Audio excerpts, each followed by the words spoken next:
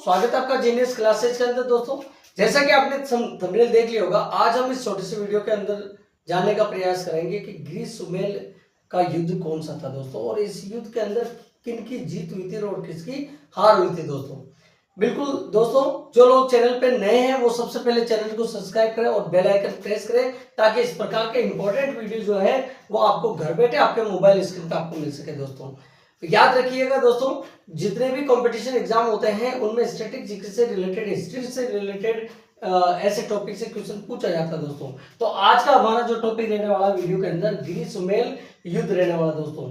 एक ऐसा युद्ध जो भारत के इतिहास में एक बहुत ही बड़ा निर्णायक युद्ध रहा। हालांकि इस युद्ध के अंदर शेरशाह सूरी जीत लेता है, इस युद्ध को जीत जाता है, लेकिन जीतने के बाद भी वो एक बहुत बड़ा कथन किया जाता है। मतलब उसके अंतर आत्मा से एक सेंटेंस निकल के सामने आता है कि वो घुटने तक टेक देता है, उसके बाद में इस युद्ध को जीतता है। और जीतने के बाद कहता है कि एक मुट्ठी भर बाजरे के लिए मैं हिंदुस्तान की बादशाह खो देता शायद। यानी कि उसके मन में डर था, वो जीत तो जाता है लेकिन फिर भी उसके मन में डर था कि अगर मैं हार गया तो मेरा आगरा दिल्ली भी चला जाता, और मारवाड़ जीतने से मैं करता क्या, क्योंकि मारवाड़ में अक्सर क्या है, बाजरा ही है। तो एक मुट्ठी पर बाजरा के लिए मैं बाजरे के लिए अपने हिंदुस्तान की पूरी बादशाह खो देता दोस्तों। यानी कि इतना मतलब वो नतमस्तक हो गया जीत के लिए दोस्तों। तो इस वीडियो के अंदर अपन यही जानेंगे कि ग्रीस सुमेल युद्ध आखिर कैसा युद्ध था, किन किन के बीच लड़ा गया था, कब लड़ा गया था, और इसका रिजल्ट कैसा था दोस्तों, और शेरशाह सूरी ने इस युद्ध को जीतने के लिए कितने प्रयास किए दोस्तों। तो चलिए बिना किसी देरी के अपन शुरू करते हैं। देखिए दोस्तों, गिरी सुमेल का जो युद्ध है, गिरी का मतलब होता है पर्वत, ठीक है ना, और सुमेल युद्ध, सुमेल एक गांव की जगह है। तो ये एक लोकेशन पड़ती है दोस्तों, जो पड़ता है जेतारण, ठीक है दोस्तों, जेतारण गांव है पाली डिस्ट्रिक्ट के अंदर। तो गिरी सुमेल का युद्ध जो होता है वो 5 जनवरी 1544 गिरी और सुमेल गांव यानी कि जेतारण पाली डिस्ट्रिक्ट के अंदर इसकी लोकेशन पड़ती है दोस्तों। यानी कि ये जो युद्ध होता है वो सुमेल गांव के अंदर होता है, और गिरी शब्द इसलिए जोड़ा क्योंकि चारों तरफ क्या है, पहाड़ियां हैं दोस्तों, ठीक है ना, और ये पड़ता है जेतारण पाली के अंदर। अब किन किन के बीच में ये युद्ध लड़ा गया दोस्तों, तो देख लीजिएगा, मालदेव राठौड़ और शेरशाह सूरी। शेरशाह सूरी जो कि एक अफगान से आया हुआ एक बादशाह था, जो दिल्ली सल्तनत का मुख्य बादशाह था दोस्तों। उसने दिल्ली और आगरा को जीत लिया था। बात उस समय की है जब इस मुगल शासक के दिमाग में ये बात आई कि अपन क्यों ना मारवाड़ पे अपना शासन जमा ले, मारवाड़ को जीत ले। तो मारवाड़ को जीतने की चाह के लिए ये शेरशाह सूरी जो है राजस्थान के अंदर मारवाड़ यानी कि जोधपुर की ओर रुख करता है दोस्तों। और जब ये जोधपुर को जीतने के लिए अपनी सेना बटोरता है, तो इसका साथ देने के लिए कल्याणमल और बीरमदेव, जो कि कल्याणमल जो बिलोंग करते हैं बीकानेर से और बीरमदेव बिलोंग करते हैं मेड़ता से, ये भी इनका साथ देते हैं, ठीक है ना। लेकिन फिर भी शेरशाह सूरी के मन में डर रहता है कि यार मैं जोधपुर जाना तो चाहता हूँ और जोधपुर जीतना तो चाह रहा हूँ, लेकिन वहां का शासक बड़ा खतरनाक है। और उस समय वहां का शासक कौन था, राव मालदेव राठौड़, जो कि जोधपुर के शासक थे। और राव मालदेव राठौड़ के बारे में पूरे राजस्थान के अंदर और यहाँ तक कि दिल्ली सल्तनत तक उनके ताकत की मतलब जो है पहुंच चुकी थी। तो इसलिए शेरशाह सूरी के दिमाग में थोड़ा डर भी था दोस्तों। तो शेरशाह सूरी अपनी 3 सेनाओं के साथ में, यानी कि शेरशाह सूरी की खुद की एक सेना थी जो दिल्ली का शासक था, और कल्याणमल, बीकानेर और बीरमदेव मेड़ था, इन 3 सैनिक टुकड़ियों के साथ वो जोधपुर पे अटैक करने के लिए रवाना होता है। इधर ये न्यूज है ना, जोधपुर के शासक राव मालदेव राठौड़ को पता चल जाती है कि शेरशाह सूरी जो है जोधपुर को जीतने के लिए कूच कर चुका है। इधर मालदेव राठौड़ चुप बैठने वाले नहीं थे दोस्तों, क्योंकि राठौड़ राजपूत ऐसे थे जो अपनी सैनिक टुकड़ियों को हर वक्त तैयार रखते थे दोस्तों, ठीक है ना, और अवेयर रहते थे, बहुत सावधान रहते थे। इनको जीतना बहुत ही असंभव सा था दोस्तों। लेकिन कुछ सैनिक टुकड़ियों में ऐसे मतभेद हो जाते थे, जिसकी वजह से ये राठौड़ और राजपूत हार जाते, वरना इनके हारना इनके खून में नहीं था दोस्तों। अब होता क्या देखिए दोस्तों, अब युद्ध छिड़ता है, युद्ध की तैयारियां होती है। राव मालदेव राठौड़ की तरफ से सेनापति जो है वो जेता और कुंपा युद्ध के लिए शेरशाह सूरी को ललकारते हैं। होता क्या है कि मालदेव राठौड़ को जब पता चलता है कि यार शेरशाह सूरी कूच कर चुका है, हमारे जोधपुर की ओर रुख कर चुका है, तो अपनी सारी सैनिक टुकड़ियों के सेनापतियों को बुला करके एक सभा लेता है। तब उस सभा के अंदर एक सेनापति जो था जिसका नाम था जेता दोस्तों, क्या नाम था? जेता। जेता उठकर खड़ा होता है और वो मालदेव राठौड़ को कहता है कि आप टेंशन ना लें, आप बिल्कुल भी चिंतित मत होइए सरकार, आप युद्ध के लिए तैयारी कीजिए और मैं तो कहता हूं कि युद्ध मेरे गांव में होना चाहिए। यानी कि जेता जो था वो कहाँ का था? सुमेल गांव से था, बिलोंग करते थे, यानी कि जेतावन गांव से बिलोंग करते थे। तो फिर मालदेव राठौड़ ने कहा कि यार तेरे गांव में युद्ध हो तो क्यों, मतलब क्यों तेरे वहां की लोकेशन बता रहे हो? तो जेता कहता कि सरकार बात यह है कि अगर मेरे गांव से बिलोंग करोगे और युद्ध वहां से होगा तो मैं आपकी सारी व्यवस्था कर दूंगा, यानी कि इतने घोड़े होंगे, इतने सैनिक होंगे, तो उनके खाने पीने की सारी व्यवस्था का जिम्मा मेरा रहेगा, और क्योंकि वो मेरा गांव है तो मैं मेरी जिम्मेदारी पूरी अच्छे ढंग से निभाऊंगा। ठीक है, तो मालदेव राठौड़ ने कहा बहुत अच्छी बात है, कोई बात नहीं, मान लेते हैं। फिर मालदेव राठौड़ कहते हैं कि अपने ही सभा के अंदर एक सैनिक की ओर उनकी नजर जाती है और कहते हैं कि यार आप खड़े होइए, आप तो बीकानेर थे, आप यहाँ क्या कर रहे हो? तो वो जो सैनिक था वो था कुंभा दोस्तों। ये जेता और कुंभा दोनों भाई थे। तो कुंभा कहता है कि जब राठौड़ों पर लड़ने की बात आती है तो मेरा खून खोलता है सरकार, इसलिए मैं बीकानेर छोड़ करके मैं आपके यहाँ आ गया हूँ, क्योंकि मुझे पता चला कि आप लड़ने के लिए शेरशाह सूरी पे कुछ करने वाले हो, तो मेरा भी खून खोल गया, मैं आपका साथ देने के लिए आ गया। तो इससे मालदेव राठौड़ बहुत खुश होते हैं और उनका कॉन्फिडेंस बढ़ जाता है। उनको ये लगता है कि यार मैं अकेला नहीं हूं, मेरे पास और भी मुख्य सेनापति और उनकी सैनिक टुकड़ी है। दोस्तों राजपूतों के अंदर ऐसा ही होता था कि सेनापति जब तक लड़ता सैनिक टुकड़ियां उनके साथ देती, अगर सेनापति युद्ध छोड़ के भाग गया या युद्ध के अंदर शहीद हो गया तो सेना भी नहीं लड़ती दोस्तों। इसलिए मालदेव राठौड़ ने सोचा कि अपने पास दो मुख्य सेनापति हैं और बड़े वीर और पराक्रमी हैं, तो अपन लड़ेंगे। और मालदेव राठौड़ ने यह किया कि शेरशाह सूरी को इधर जोधपुर की ओर आने नहीं देते, अपन उसको रास्ते में ही रोक लेते हैं। तो गिरी का मतलब होता है पहाड़, तो पहाड़ी एरिया पड़ता है सुमेल और वहां पर अलग अलग सेना बिछा दी जाती है। इधर शेरशाह सूरी 3 सैनिक टुकड़ियों के साथ में कौन कौन, एक तो शेरशाह सूरी खुद अपनी दिल्ली की सल्तनत की सेना लेके आता है, और कल्याणमल जो बीकानेर के रहने वाले हैं वो अपनी सेना लेके आते हैं, वीरमदेव जो कि मेड़ता से बिलोंग करते हैं वो अपनी सेना लेके आते हैं। और ऐसे इतिहासकार बताते हैं कि इनकी जो कुल सेना थी वो लगभग 20,000 थी दोस्तों, और इधर मालदेव के पास मात्र 8,000 सैनिक थे दोस्तों। ठीक है ना, तो पलड़ा किसका भारी है? शेरशाह सूरी का। लेकिन फिर भी देखना दोस्तों, शेरशाह सूरी डरता हुआ लड़ता है, उसे पता है कि इतना कॉन्फिडेंट राजा है, उसके सामने अपन नहीं लड़ सकते, लेकिन कल्याणमल और वीरमदेव के कहने से अपन ये युद्ध लड़ेंगे। लेकिन फिर भी शेरशाह सूरी है ना, इन दोनों को अपनी सभा में बुलाता है, रात का समय था, इनको बुला करके पूछता है कि यार एक बार मेरे को वापस प्लानिंग तो बता दो, कहीं ऐसा ना हो जाए मैं तुम्हारे कहने से मारवाड़ जोधपुर की ओर अटैक कर रहा हूं और कहीं ऐसा ना हो कि मैं जानबूझ के अपना युद्ध हार जाऊं और मेरा आगरा भी चला जाए और अब मेरा दिल्ली भी चला जाए। तो वीरमदेव और कल्याणमल कहते हैं कि आप चिंतित मत हो बादशाह, हम आपके साथ हैं, हम आपको जिताएंगे। तो उन्होंने कहा कि यार मेरे को लगता है कि कहीं वीरमदेव जो मेरे को लगता है कि कहीं मतलब जो है राव मालदेव राठौड़ अपन को हरा करके मेरी दिल्ली और आगरा की सल्तनत भी ले नहीं ले।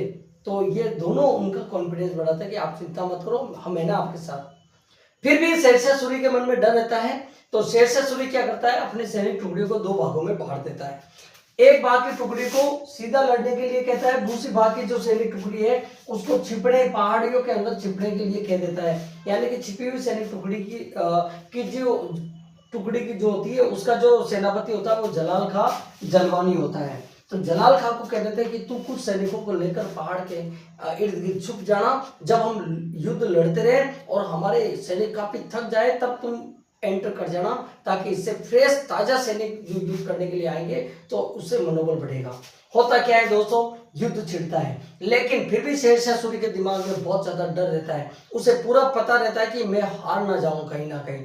तो शेरशाह सूरी क्या करता है, अपने 5 सैनिकों को अपनी सभा में बुलाता है और उनको व्यापारी बना देता है उनको, क्योंकि शेरशाह सूरी है ना, हालांकि ये भी एक बहुत बड़ा पराक्रमी योद्धा था, लेकिन शेरशाह सूरी के दिमाग में राजपूत शासकों का प्रति बहुत बड़ा डर था दोस्तों, क्योंकि कई राजपूत शासक पहले मुगल शासक को हरा चुके हैं, भगा भगा कर दौड़ा कर मारा है उन राजपूतों ने, इसलिए मुगल शासक के मन में बहुत बड़ा डर था। तो इसलिए शेरशाह सूरी क्या करता है, अपने 5 सैनिकों को कहता है कि तुम व्यापारी बन के जाओ और मालदेव राठौड़ के वहां कैंपस में जाकर के एक झूठी चिट्ठी दे के आना, ठीक है ना। हालांकि उन झूठी चिट्ठी के बारे में किसी को बताया नहीं, तो एक झूठी चिट्ठी ने पूरे युद्ध का रुख चेंज कर दिया दोस्तों। ये मान के चले कि युद्ध की पूरी नीति चेंज कर दी। अब 5 युवक जो शेरशाह सूरी के सैनिक है वो व्यापारी बनकर के कहाँ जाते हैं, मालदेव राठौड़ के कैंपस में जाते हैं। और क्योंकि युद्ध का समय था तो वो व्यापारी हथियार बेचने के मायने से मतलब जो है इरादे से जाते हैं। तो मालदेव राठौड़ कहता है कि यार अपन को हथियारों की जरूरत है, तो उनको बुलाते हैं कि क्या क्या तुम्हारे पास है। तो ढाल थी उनके पास, ढाल का मतलब जो तलवार की वार से मतलब जो है छिपने के लिए या बचने के लिए एक शस्त्र होता है, उसे ढाल कहते हैं दोस्तों। और तलवारें थी, तो मालदेव राठौड़ ने उनकी तलवारें और ढाल खरीदी, उनको पेमेंट किया। और ऐसे में जब वो सैनिक जा रहे थे, क्योंकि वो तो शेरशाह सूरी के मतलब सैनिक थे, तो वो चुपके से आए थे, तो उन्होंने एक फर्जी लेटर, एक झूठा पत्र वहां पे गिरा दिया। और वो लेटर है ना किसको हाथ लगा, मालदेव राठौड़ को हाथ लगा। अब देखना दोस्तों, बहुत इंपॉर्टेंट चीज आपके सामने आ रही है। उस लेटर के अंदर ये लिखा था कि मैं शेरशाह सूरी, ठीक है ना, शेरशाह सूरी जो दिल्ली सल्तनत के मुख्य बादशाह हैं, आप चिंतित मत हो, हम दोनों जेता और कुंपा आपको जीत दिलाएंगे, हम आपके साथ हैं, आप लोग युद्ध करना, कल घमासान युद्ध होगा लेकिन हम आपके साथ हैं और आप युद्ध जीतेंगे। आप युद्ध जीतने के बाद मालदेव राठौड़ को मार देना, यानी कि हम आपको मालदेव राठौड़ को सौंप देंगे, आप उनके साथ में जो चाहे वो करना और हमें जोधपुर का शासक बना देना, ठीक है ना। तो ये एक झूठा लेटर जब मालदेव राठौड़ के हाथ लगता है, जबकि जेता और कुंपा इसमें निर्दोष है, इस बात में बिल्कुल निर्दोष है, ये एक शेरशाह सूरी की चाल थी दोस्तों, ठीक है ना। लेकिन मालदेव राठौड़ को क्या लगता है कि जेता और कुंपा शेरशाह सूरी से मिले हुए हैं। बस होना क्या था, जब दूसरे दिन युद्ध होना है, उस एंड टाइम मौके पे मालदेव राठौड़ अपनी सेना को लेकर के जोधपुर रवाना हो जाता है वापस। वो कहता है कि हमें युद्ध नहीं करना है, क्योंकि हमारे मुख्य 2 सेनापति शेरशाह सूरी से मिले हुए हैं, तो डेफिनेटली हमारी हार होगी, तो मैं ये हार झेलना नहीं चाहूंगा। जब मेरे को युद्ध ही करना है तो मैं अपने एरिया में जाके युद्ध करूंगा, मैं जोधपुर से इतना दूर आकर युद्ध क्यों करूं। जब ये बात जेता और कुंपा को पता चलती है, तो जेता और कुंपा राजा के पास जाते हैं और मालदेव को कहते हैं कि ये झूठी खबर है, हम लोग ऐसा नहीं कर सकते, हम गद्दार नहीं है, हमारे ऊपर ये कलंक झूठा कलंक है। लेकिन फिर भी मालदेव राठौड़ नहीं मानता है। लेकिन फिर भी जेता और कुंपा है ना दृढ़ निश्चय कर लेते हैं कि राजा को अपना हम ये झूठा कलंक मिटा के रहेंगे। और जेता और कुंपा ये निर्णय करते हैं कि शेरशाह सूरी की सेना से लड़ेंगे। और दोस्तों दूसरे दिन घमासान युद्ध होता है। जेता और कुंपा निर्दोष है, लेकिन फिर भी वो अपने ऊपर लगे इस बड़े कलंक को मिटाने के लिए युद्ध करते हैं। लेकिन दोस्तों जेता और कुंपा की सैनिक टुकड़ियों के सामने शेरशाह सूरी नतमस्तक यानी कि घुटने टेकने लग जाता है। लेकिन फिर एन मौके पे शेरशाह सूरी के दिमाग में बात आती है कि अपनी छिपी हुई सेना किस काम आएगी, और वो आदेश देता है। हालांकि देख लेना दोस्तों, इस युद्ध के अंदर इतिहासकार बताते हैं कि यदि इसकी छिपी हुई सेना नहीं होती, जलाल खान जलवानी अगर अपनी सेना नहीं लेके आता, तो डेफिनेटली शेरशाह सूरी को हार का मुंह देखना पड़ता दोस्तों। अब जेता और कुंपा बड़े घायल हो जाते हैं इस युद्ध के अंदर और शहीद हो जाते हैं। क्यों? क्योंकि छिपी हुई सेना, क्योंकि दोनों टुकड़ियां जो थी वो काफी थक चुकी होती है, तभी उस समय एंट्री होती है छिपी हुई सेना की, जो कि शेरशाह सूरी की थी। जलाल खां जलवानी लेके आता है और इसके बाद वो सैनिक टुकड़ियां भारी पड़ जाती है जेता और कुंपा की सेना पर, और इस प्रकार से जेता और कुंपा युद्ध में लड़ते हुए शहीद हो जाते हैं दोस्तों। और इतिहासकार ऐसा बताते हैं कि शेरशाह सूरी की जीत होती है। लेकिन जीत होने के बाद शेरशाह सूरी उसके अपने शब्द है ये, वो ये कहता है कि मुट्ठी भर बाजरे के लिए मैं हिंदुस्तान की बादशाह खो देता। दैट मीन्स इसका मतलब ये है, अगर मैं युद्ध जीतता तो ये युद्ध जीता हूं मैं, तो ये मेरा एक सौभाग्य है, वरना अगर मैं युद्ध हारता तो मेरा दिल्ली और आगरा की सल्तनत भी चली जाती दोस्तों। तो इस प्रकार से इस युद्ध का रिजल्ट क्या होता है दोस्तों, कि गिरी सुमेल युद्ध जो होता है वो जेतारण पाली डिस्ट्रिक्ट के अंदर लोकेशन पड़ती है, डेट इसकी क्या है दोस्तों, 5 जनवरी 1544 को। ये होता है किन किन के बीच होता है, राव महादेव राठौड़ जो कि जोधपुर के शासक थे, और शेरशाह सूरी जो अब एक अफगान शासक थे लेकिन दिल्ली के मुख्य बादशाह थे, इनके बीच युद्ध जीतता है। मालदेव राठौड़ को गलतफहमी होती है, मिसअंडरस्टैंडिंग होती है कि उनके सेनापति जेता और कुंपा वो शेरशाह सूरी से मिले हुए, जबकि बिल्कुल जेता और कुंपा मिले हुए नहीं थे।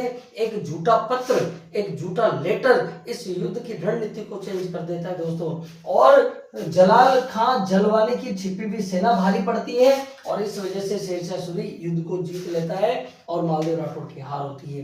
तो गिरी सुमेल का युद्ध ये जीत लेता है शेरशाह सूरी। लेकिन शेरशाह सूरी के जीतने के बाद शेरशाह सूरी खुद नतमस्तक हो जाता है। उसने कहा कि खुदा का शुक्रिया कि हम इस युद्ध को जीत गए, अदरवाइज मैं तो हारने वाला था और एक मुट्ठी भर बाजरे के लिए पूरी मैं बादशाह खो देता। मतलब अगर मारवाड़ को जीत लेता तो मारवाड़ में क्या है, केवल बाजरा ही तो है। एक बाजरे के लिए मैं अपना दिल्ली और आगरा की शहादत भी खो देता दोस्तों। तो अगर वीडियो अच्छा लगा तो लाइक और शेयर करें दोस्तों, और कमेंट कीजिएगा आपको किस प्रकार से और आपको स्ट्रेटेजी से रिलेटेड, हिस्ट्री से रिलेटेड आपको वीडियो चाहिए दोस्तों। तो जो लोग चैनल पे नए हैं, रिपीट कर रहा हूँ, एक बार वापस चैनल को सब्सक्राइब करें और बेल आइकन प्रेस करें, और मिलते रहेंगे इसी प्रकार इंपॉर्टेंट वीडियो के साथ। तब तक के लिए good bye, thanks, take care.